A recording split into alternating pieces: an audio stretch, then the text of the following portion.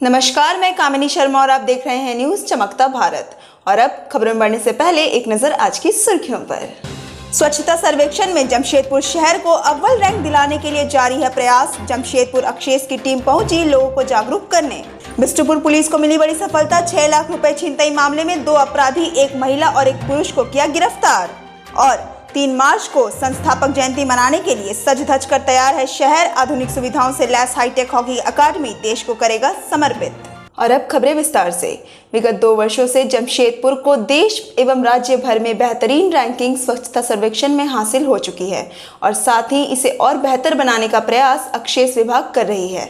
जमशेदपुर अक्षेस के विशेष पदाधिकारी कृष्ण कुमार बताते हैं कि शहर में स्वच्छता के प्रति लोगों को जागरूक करने का हर संभव प्रयास किया जा रहा है। साथ ही डोर टू डोर कचरा उठाओ अभियान भी सफलता से चल रहा है। वहीं सार्वजनिक स्थलों एवं सड़कों पर गंदगी फैलाने वालों पर कार्यवाही भी की जा रही है। वहीं इन्होंने कहा कि स्वच्छता सर्वेक्षण में शहर को अव्वल रैंक तभी हासिल होगा जब 100% यहाँ के नागरिक जागरूक होकर स्वच्छता को अपनाएंगे। 1 मार्च 2021 से स्वच्छता सर्वेक्षण का आगाज स्टार्ट है और हम लोग पूरी तैयारी में लगे हुए हैं और हमें लगता है कि हम लोग ODF++ की सिटी भी घोषित हो गए हैं।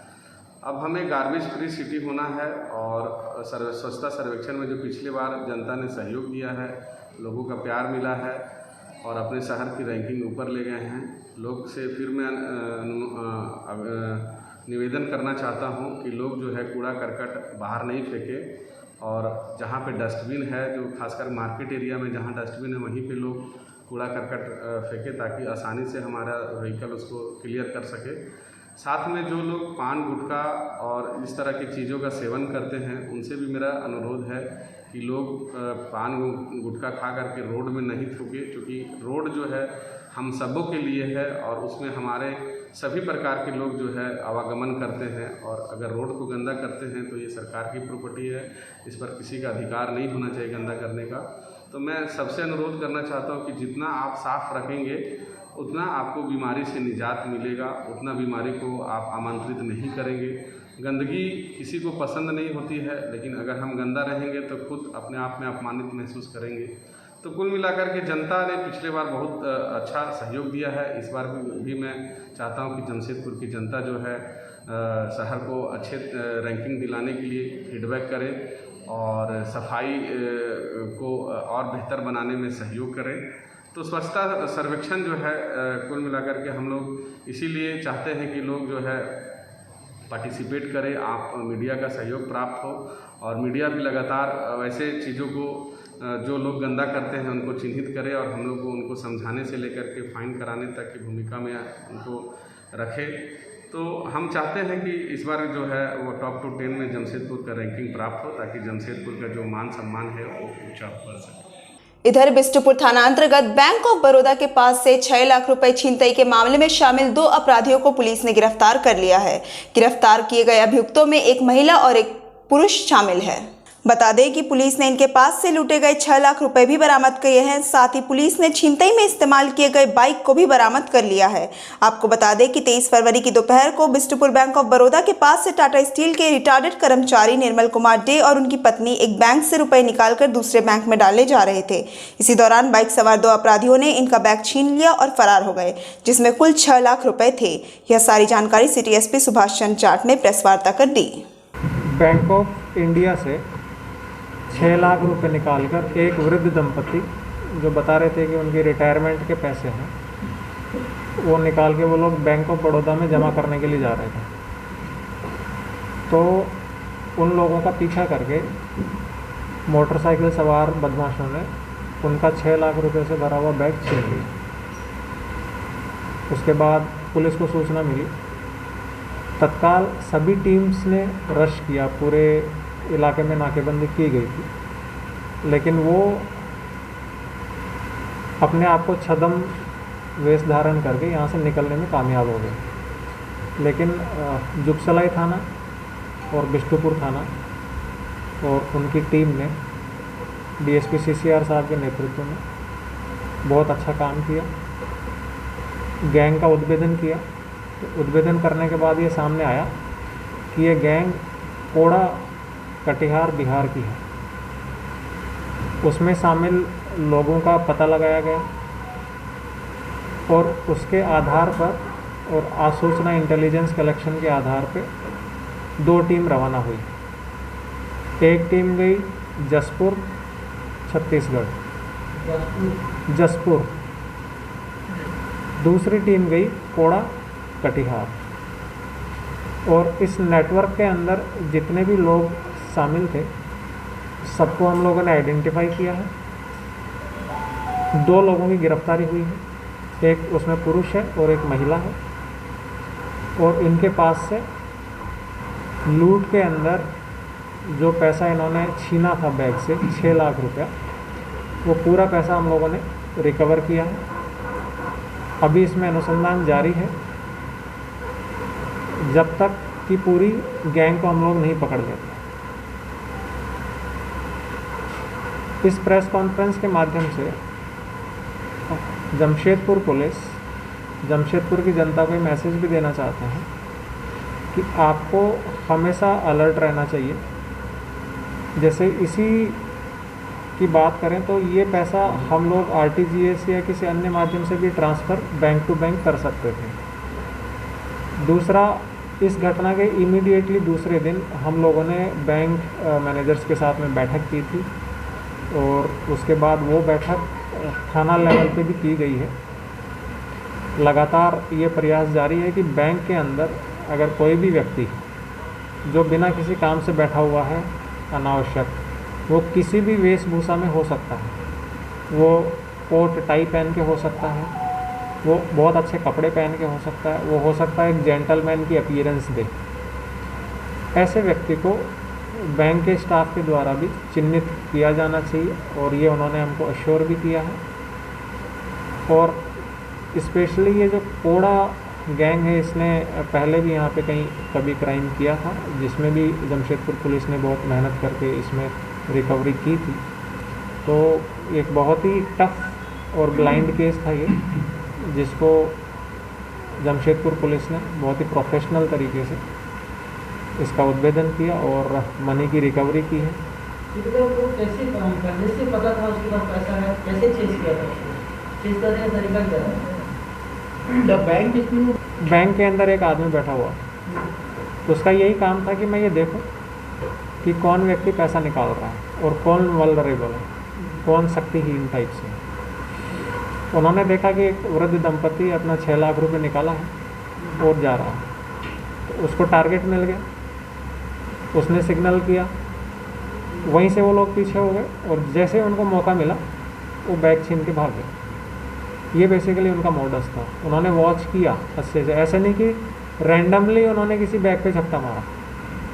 उन्होंने पहले वॉच किया बैंक के अंदर और उसके बाद वो लेके गए। और वो जो आदमी था बड़ा वेल ड्रेस्ड था, मतलब उसको देखने से आप वो एक हम लोगों की एक मानसिकता है कि भाई इस तरह का कपड़ा पहनेगा तो टपोरी टाइप का होगा, ऐसा नहीं है। मतलब the appearance was very good, तो उससे किसी को शक भी नहीं हुआ। लेकिन इसी के कारण हम लोगों ने बैंक्स की बैठक बुलाई और बैंक के मैनेजर्स ने भी हमको पूरा अश्योर किया कि इस तरह का अगर कोई अननेसेसरी लॉइटर करेगा बैंक के बाहर या अंदर, तो इसकी इन्फॉर्मेशन तत्काल पुलिस के पास में आ जाएगी। कल यानी 3 मार्च को लौह नगरी जमशेदपुर अपनी संस्थापक की जयंती मनाएगा। टाटा समूह के मानद चेयरमैन रतन टाटा और चेयरमैन एन चंद्रशेखरन संस्थापक दिवस समारोह में शिरकत करने जमशेदपुर पहुंच चुके हैं। वैसे कोविड को देखते हुए इस साल संस्थापक दिवस समारोह पर कोई बड़ा कार्यक्रम आयोजित नहीं किया जा रहा है, लेकिन टाटा समूह की ओर से देश को अत्याधुनिक सुविधाओं से लैस हाईटेक हॉकी अकेडमी समर्पित किया जा रहा है, जहां रतन टाटा, एन चंद्रशेखरन और टीवी नरेंद्र ने मंगलवार को हॉकी अकेडमी का विधिवत उद्घाटन किया। इस मौके पर टाटा कॉर्पोरेट कम्युनिकेशन के चीफ सर्वेश कुमार ने बताया कि इस अकादमी में अत्याधुनिक सुविधाओं का पूरा ख्याल रखा गया है, जहां बच्चों को पूरी तरह से प्रशिक्षित कर देश के लिए तैयार किया जाएगा। वहीं ओडिशा सरकार के साथ मिलकर ओडिशा में भी महिलाओं के लिए अकादमी खोले जाने की बात उन्होंने कही। उन्होंने बताया कि साल 2018 में ही जमशेदपुर में हॉकी अकेडमी की आधारशिला रखी गई थी, जो 3 साल बाद देश को समर्पित किया गया। इसे टाटा समूह की ओर से देशवासियों को अपने संस्थापक दिवस के मौके पर समर्पित किए जाने से न केवल जमशेदपुर बल्कि पूरे देश के लिए गौरवशाली क्षण माना जा रहा है। हम लोग इसका 2018 में इसका हम लोग नींव रखे थे और 3 साल बाद चेयरमैन साहब को देखा और महेंद्र साहब को देखा। ये बिल्डिंग उस समय था नहीं बना और बहुत शानदार इंफ्रास्ट्रक्चर हमने तैयार किया है और ये भी स्कोप रखा है कि बेस्ड ऑन दी सक्सेस, जैसा मतलब जैसे प्रोडक्शन, जैसे लोग अच्छे निकलते हैं, प्लेयर्स निकलते हैं, अच्छे टीम से खेलेंगे तो हम लोग और इसका विस्तार भी करेंगे। अभी ये देखिए मोर देन 100 कैंडिडेट्स बच्चे जो देखे आपने अभी खेल रहे हैं, 4 to 6 नेशनल लेवल कोचेज़ हैं जो उनको टीम को साथ में रखते हैं। जिम फैसिलिटी है, हॉस्टल फर्स्ट क्लास फैसिलिटी है, खाने का व्यवस्था अच्छा है और हम लोग, हमारा उद्देश्य है कि हम लोग इन बच्चों को फैसिलिटी कितना एस्ट्रोटफ कितना अच्छा फैसिलिटी है, चाहेंगे कि हम लोग वर्ल्ड क्लास सपोर्ट दे पाएँ और अच्छे टैलेंट को स्पॉट कर पाएँ उड़ीसा से और झारखंड से। और हम लोग ने उड़ीसा में भी एक अकेडमी चालू किया उड़ीसा सरकार के साथ में, वहाँ हमने गर्ल्स कैंडिडेट्स को भी शामिल किया है। तो इसमें बहुत potential and hockey is our national sport. सब लोग क्रिकेट करते हैं लेकिन हॉकी तो, और हमारा उद्देश्य है, हमारा होप है कि हम लोग वर्ल्ड क्लास बच्चे निकलें, इंडिया को रिप्रेजेंट करें। हॉकी लीग एक जमाने में चलता था, बंद हो गया है, जैसे ISL चलता है और हम लोग ये भी चाहते हैं कि उनको अच्छा एम्प्लॉयमेंट भी दे पाए। और दूसरा चीज़, ये सब बच्चे पढ़ाई कर रहे हैं, ये बगल के स्कूल से एनरोल है और हम लोग चाहते हैं कि इन बच्चे को खेल के साथ पढ़ाई का भी मौका मिले और एटलीस्ट 12th पास हो उसके बाद। तो सब लोग एनरोल हैं लोकल स्कूल में।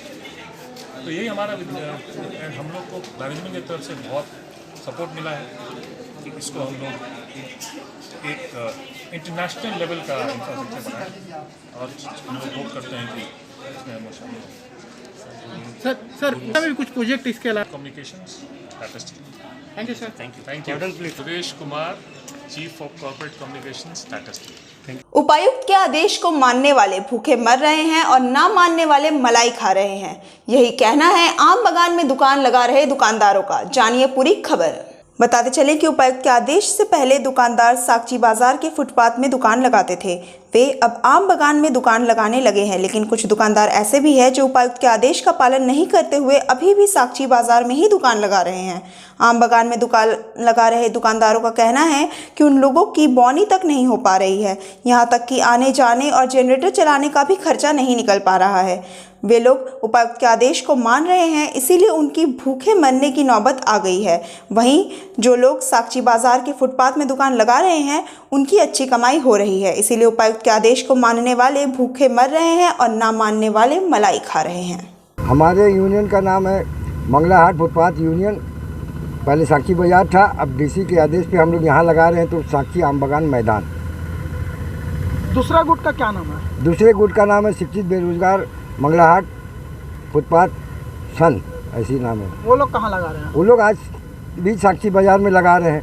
जब डीसी के आदेश पे हम लोग यहाँ लगा रहे थे और सागची बाजार में नहीं लग रहा था दुकान, तो हमारा बिक्री बहुत अच्छा चल रहा था और काफ़ी दुकान भी लग रही थी। अब फिर से सागची बाजार में दुकान लगने लगी है और जब से जो है कि दुकान की संख्या भी कम हो गई और हम लोग का जो है कि बोनी होना मुश्किल हो गया। हम लोग जनरेटर चला रहे हैं, इतना पैसा खर्चा पॉकेट से कर रहे हैं, लेकिन जनरेटर का भी खर्चा हम लोग का नहीं आ रहा है और हम लोग की स्थिति बस से बदतर हो गई है। हम लोग डीसी साहब के आदेश पे यहाँ पर बैठे हैं और जो डीसी साहब के आदेश को नहीं मान रहे हैं वो मलाई खा रहे हैं और उन लोगों का चेहरा देखने से प्रशासन समझ जाएगी कि हमारा संगठन का स्थिति क्या है और उनकी संगठन का स्थिति क्या है, ये चेहरा बताएगा। हम नहीं बोलेंगे कुछ, ये डीसी साहब को सोचना चाहिए कि आपका आदेश को मानने वाला आज भूखा मर रहा है, तड़प रहा है, गर्मी में बैठा हुआ है, बोनी करना मुश्किल हो गया है, आने में खर्चा हम लोग का होता है, जाने में माल ले जाने में खर्चा होता है,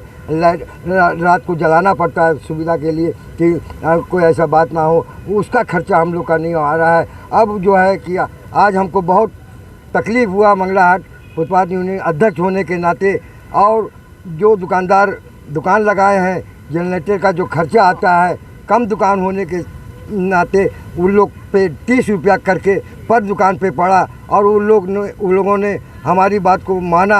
अब हम भी अपना फ़र्ज़ अदा करेंगे अपने संगठन के लोगों के लिए। हम ऐलान करते हैं अब चंदा दुकानदारों से नहीं लेंगे। अध्यक्ष होने के नाते हम अपने संगठन के लिए भीख मांगेंगे, लेकिन जनरेटर जलाएंगे। आपका नाम? मेरा नाम मोहम्मद जावेद, मंगलाहाट फुटपाथ यूनियन के अध्यक्ष। मार्च 2020 से बंद स्कूल कॉलेजों को लंबे समय के बाद 1 मार्च से खोल दिया गया है, जहां अब बच्चे भी आने लगे हैं। हालांकि अभी कॉलेज आने वाले बच्चों की संख्या काफी कम है। कॉलेज मैनेजमेंट का कहना है कि धीरे धीरे बच्चे कॉलेज आने लगेंगे। कॉलेज में मास्क पहनकर आना अनिवार्य है और भाड़ा भी बहुत लग रहा है। कहाँ से आ रहे हैं आप? आदित्यपुर से, और यहाँ से बस स्टैंड से कॉलेज आने के लिए मीन्स सन्नाटा रास्ता और आने जाने का कोई सुविधा नहीं है। बहुत ही तकलीफ़ होता है। तो थोड़ा पुलिस फोर्स की सुविधा दे दी जाए तो लड़कियां सेफ महसूस करेंगी, इसलिए। कितना, कहाँ से आ रहे हैं आप? हम बर्मा माइंस। कितना पैसा लगता है डेली? डेली का 35 आने का। जल्दी का हो रहा है पढ़ाई में? हाँ, बहुत दिक्कत हो रहा है। क्या नाम है? शीतल। ये कॉलेज खुल गया है और कॉलेज तो पहले से भी खुला हुआ था, लेकिन कल से बच्चे आ रहे हैं।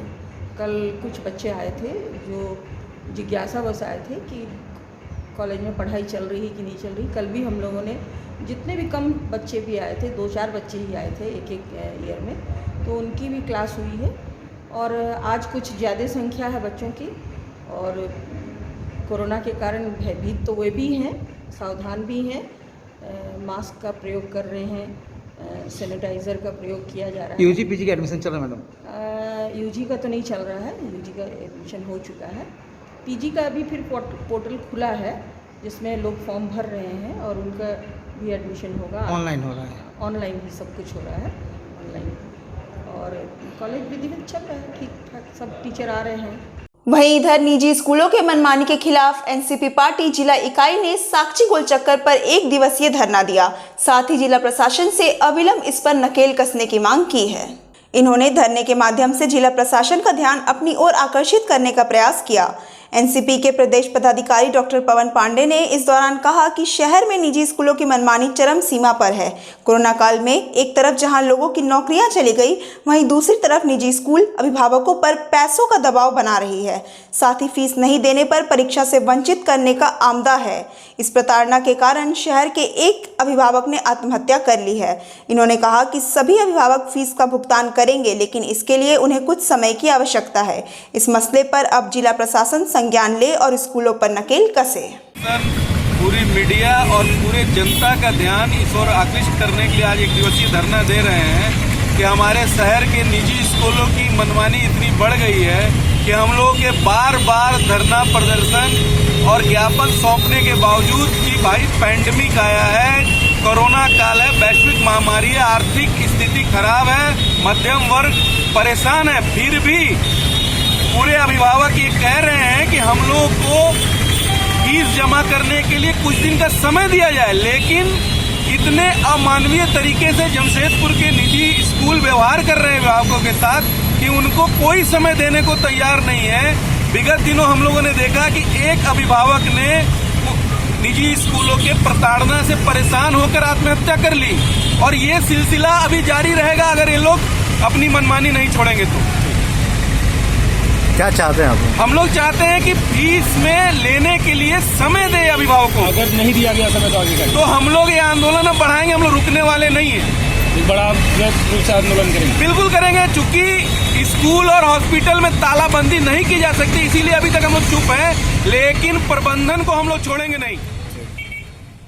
जमशेदपुर जिला मुख्यालय में मंगलवार को पलाश का आउटलेट सेंटर खोला गया, जिसका उद्घाटन जिले के उपायुक्त को करना था, लेकिन उपायुक्त ने सखी मंडल की दीदियों से आउटलेट सेंटर का उद्घाटन करवाया। जिले के उपायुक्त सूरज कुमार ने बताया कि ग्रामीण महिलाओं को स्वरोजगार से जोड़ने को लेकर ग्रामीण विकास विभाग, JSLPS और जिला प्रशासन के सहयोग से सखी मंडलों को आत्मनिर्भर बनाने की दिशा में यह प्रयास किया जा रहा है। उन्होंने बताया कि सखी मंडलों द्वारा निर्मित सभी प्रोडक्टों को टेस्टिंग मानकों पर खरा उतरने के बाद आउटलेट सेंटर खोला गया है। उन्होंने बताया कि जिला प्रशासन के सहयोग से जल्द ही शहर के कई इलाकों में इसके आउटलेट खोलने की कवायद की जा रही है। PM हाईटेक मॉल में भी CSR के तहत पलाश का आउटलेट खोला जाएगा।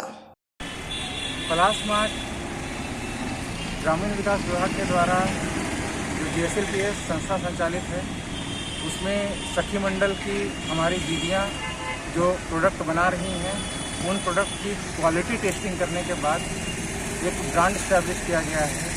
उसी ब्रांड का नाम पलाश है और इस पलाश ब्रांड के प्रमोशन का काम GSLPS एवं जिला प्रशासन ग्रामीण विकास विभाग के दिशा निर्देशन में कर रहा है। इसी क्रम में हम लोगों को पलाश जो हमारा ब्रांड है उसका एक डिस्प्ले यूनिट हम लोगों ने समाहरणालय में लगाया था और आज समाहरणालय में ही उन संपूर्ण दीदियों के जो एफर्ट्स हैं उनको रिकॉग्निशन देते हुए हम लोगों ने समाहरणालय में ही पलाश का एक आउटलेट खोला है।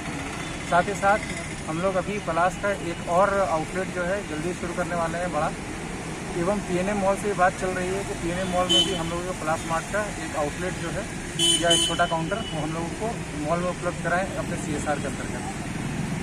इसके अलावा हम लोग ये भी प्रयास कर रहे हैं कि जो लोकल प्रोक्योरमेंट हम लोग मार्केट के थ्रू करते हैं, जैसे अपने कस्तूरबा विद्यालय में, जेल में, संप्रेक्षण गृह में या कल्याण के संचालित छात्रावासों में या सदर अस्पताल में फिनाइल वगैरह की, तो उन सब का प्रोक्योरमेंट जो है हम लोग अपने दीदियों के द्वारा बनाए गए पलाश ब्रांड के द्वारा ही करेंगे। रामनगर रोड नंबर 7 में दुर्लभ रजक की जमीन को टाटा स्टील के द्वारा बाउंड्री वॉल बनाए जाने की शिकायत लेकर बस्ती की महिला समेत परिजन SP कार्यालय पहुंचे। बताते चलें कि उन्होंने टाटा स्टील के लैंड विभाग सुनील कुमार, जुस्को के डिप्टी GM अरविंद कुमार सिन्हा एवं निर्मल सिंह के ऊपर अवैध रूप से अतिक्रमण करने का आरोप लगाया। आपको बता दें कि पूर्व में भी जमीन को लेकर बस्तीवासियों और टाटा स्टील के लैंड विभाग के सुनील कुमार के बीच विवाद हुए थे, जिससे DSP ने शांत करवाया था। साथ ही यह मामला कोर्ट में भी लंबित है। मिलने आए हैं, कल हम लोग को वहाँ कुछ कार्यक्रम होने वाला, वो जमीन में दुर्लभ धोबा का जमीन है रामनगर रोड नंबर 7 में गमहरा गोड़ा, वहाँ पे कुछ कार्यक्रम होने वाला है, तो इसके विरोध में हम लोग आ रहे हैं। बार बार हम लोग को दौड़ाया जा रहा है। कौन घेरा है जमीन? वो जिसको घेर रहा है, तो आप लोग घेर रहा है, हम लोग उसका विरोध करते हैं और आगे हम लोग विरोध करते ही रहेंगे। तो हमारा जमीन है, हमको मिलना चाहिए। तो किन से मिलने आए आज? हम लोग SP साहब से मिलने आए हैं। SP साहब से DSP साहब से मिलके उसके बाद जाएंगे। वहाँ काम होने दीजिएगा कुछ भी? नहीं, काम होने नहीं देंगे। कल हम लोग इसका विरोध करेंगे, काम हम लोग नहीं होने देंगे। क्या नाम आपका? मेरा नाम देवंती रजक है। राष्ट्रीय OBC महासभा के द्वारा पिछड़े वर्ग को 57% का आरक्षण दिए जाने की मांग को लेकर राज्य के मुख्यमंत्री को मांग पत्र सौंपा गया। बता दें कि जिले के उपायुक्त के माध्यम से इन्होंने मांग पत्र सौंपा है। इस दौरान इनका कहना है कि पिछड़ा वर्ग आयोग ने 57% आयोग का प्रस्ताव पारित कर दिया है और झारखंड सरकार को आरक्षण देने की अनुशंसा कर दी गई है। इन्होंने कहा कि वर्तमान समय में विधानसभा सत्र चल रहा है और इसी सत्र में आरक्षण को लागू किया जाना चाहिए। इन्होंने कहा कि आरक्षण मिलने से OBC छात्रों को शिक्षा से लाभ मिलेगा, साथ ही समाज में भी उत्थान होगा। जिला मुख्यालय है सर, आज हम लोग आए हैं भारत पिछड़ा आयोग के द्वारा, भारत के पिछड़ा आयोग के द्वारा 57% आरक्षण संपूर्ण भारत में लागू कर दी गई है OBC समाज के लिए। OBC समाज के विभिन्न प्रांत में, विभिन्न राज्य में, जैसे झारखंड में हमारे 54 जाति है, इस तरह करके हम लोग 57% आरक्षण पूरे भारत में लागू हो गई। हम लोग आज उपायुक्त महोदय और आज के दिन और आज से पूर्व और आने वाले 10 तारीख तक पूरे भारत में ये जिला मुख्यालय के माध्यम से, उपायुक्त महोदय के माध्यम से वर्तमान सरकार, राज्य सरकार, मुख्यमंत्री महोदय को आवेदन जाएगी राष्ट्रीय OBC महासभा की ओर से। और इस चालू सत्र में, जो मार्च के महीने में अभी सत्र चल रही है पूरे भारत में, उस सत्र में 57% आरक्षण लागू करने का पुरजोर हम लोग मांग करते हैं और अनुशंसा हो गई है, उस पर डिमांड करते हैं, जिससे हमारे OBC समाज के जो बच्चे हैं, जो पढ़ने में, जिसको रोजगार नहीं मिल रहा है, शिक्षा में लाभ नहीं मिल रहा है, ये लाभ हम लोग प्राप्त कर सके। हमारे जो गरीब तबके के जो लोग हैं उनको आगे बढ़ने में सहूलियत मिले और अपने परिवार का, अपने राज्य का नाम रोशन करे, इस आरक्षण का लाभ है। पूरा नाम परिचय बता दीजिए। नाम मनोज गुप्ता हुआ, जिला अध्यक्ष राष्ट्रीय OBC महासभा जमशेदपुर पूर्वी। गुलाबबाग फेज 2 में स्वास्थ्य मंत्री बन्ना गुप्ता के प्रयास से 200 kV का ट्रांसफार्मर लगाया गया, जिसका उद्घाटन आज विधायक प्रतिनिधि मौलाना अंसार खान ने फीता काटकर किया। आपको बता दें कि आज से पहले कभी 200 किलोवाट का ट्रांसफार्मर गुलाबबाग में नहीं लगाया गया था, जो कि बन्ना गुप्ता के प्रयास से ही संभव हो पाया है।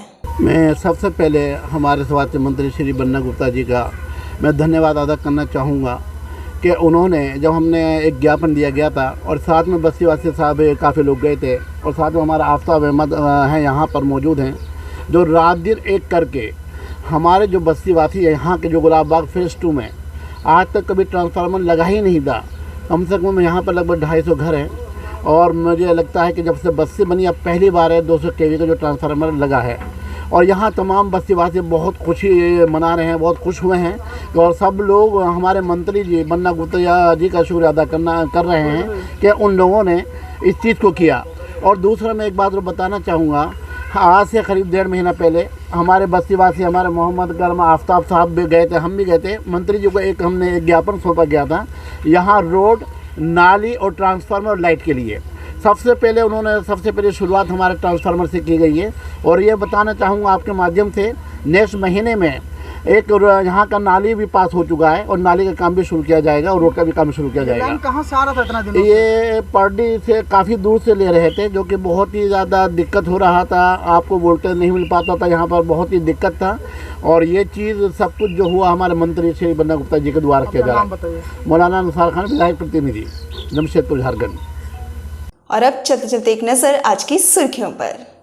स्वच्छता सर्वेक्षण में जमशेदपुर शहर को अव्वल रैंक दिलाने के लिए जारी है प्रयास। जमशेदपुर अक्षेस की टीम पहुंची लोगों को जागरूक करने। बिष्टुपुर पुलिस को मिली बड़ी सफलता। 6 लाख रुपए छिनतई मामले में 2 अपराधी, एक महिला और एक पुरुष को किया गिरफ्तार। और 3 मार्च को संस्थापक जयंती मनाने के लिए सज धज कर तैयार है शहर। आधुनिक सुविधाओं से लैस हाईटेक हॉकी अकादमी देश को करेगा समर्पित। दिन भर की तमाम खबरों के साथ जुड़े रहने के लिए देखते रहिए न्यूज़ चमकता भारत। आज के लिए सिर्फ इतना ही। नमस्कार।